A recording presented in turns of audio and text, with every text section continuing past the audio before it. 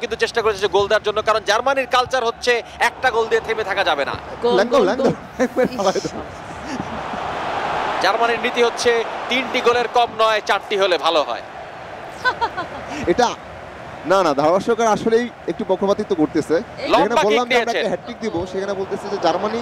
ভাই আমি কসম করে বলতেছি, আপনি একটা গোল দেন, আমি আপনার পক্ষে ধারাভাষ্য দিব, কথা দিচ্ছি। একটা দেন প্লিজ, একটা দাও। হ্যাঁ, তাহলে দেখবেন যে আমি আপনার পক্ষে পুরো গুণগান গাওয়া শুরু। কামাডা, হ্যাঁ, বল ডানে বাই পাস করছেন, গাকু এন্ডোর পায়ে বল, দৌড় দে ভাই, দৌড় দে, দৌড় দে। আরে ভাই, এবার গোল হবেই। খেলা দেখতেছো? ইটো দেখতেছো? দেখতেছি মানে খেলতেছে।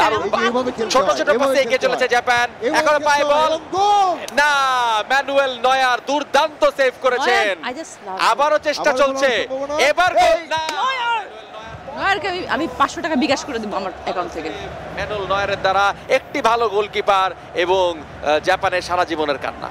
হ্যাঁ নিলয়, এগুলো আমার সহ্য হচ্ছে না, প্লিজ একটা গোল দাও, তারপর আমরা বাকি যেটা দিচ্ছি। ম্যানুয়েল নয়ারের বিপরীতে আপনাকে জিততে হলে আপনার দরকার অটোমেটিক স্ট্রাইকার, কারণ ম্যানুয়েল নয়ার আপনার লাগবে automatic striker. See what I did there. সানের পায়ে বল, এগিয়ে যাচ্ছে, না, বল কেড়ে নিয়েছে সাকাই। ইটোর পায়ে বল, ওসাকো, না, সামনের দিকে একাতে যাচ্ছিল। খেলার সময় ক্রমাগত বেরিয়ে চলেছে, যে কোনো মুহূর্তে জাপানকে কিছু একটা করে দেখাতে হবে। এই তো হয়ে গেছে, আরেকটা হবে এখন। এই দ্বিতীয়ার্ধে কিন্তু আমরা দেখতে পাচ্ছি জাপান সিংহভাগ সময় বল পায়ে রেখেছে, সো কিছু একটা করে দিতেও পারে খায়রুল বাশার ভাইয়ের দল।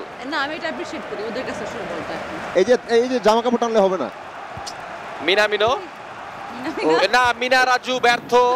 মিনারাজু সেখানে তেমন কিছু করতে পারে নাই। আবারও জার্মানির পায়ে বল। জার্মানি জেতার জন্য এরকম ধারাভাষ্যকারই আসলে যথেষ্ট।